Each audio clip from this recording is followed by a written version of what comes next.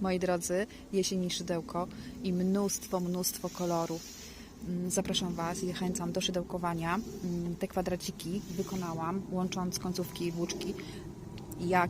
Jak szybko i prosto można połączyć i stworzyć tak przepiękne kwadraciki, które możemy potem wykorzystać w kamizelkach, sweterkach, w torebkach, w pledach. Pokazuję w przedostatnim tutorialu, ale możemy też wyczarować też takie oto kwiatuszki, większe, mniejsze, ekomyjki ze sznurka jotowego, kwiatuszki większe ze sznurka bawełnianego i słodkie na przykład zwierzątka typu jeżyki.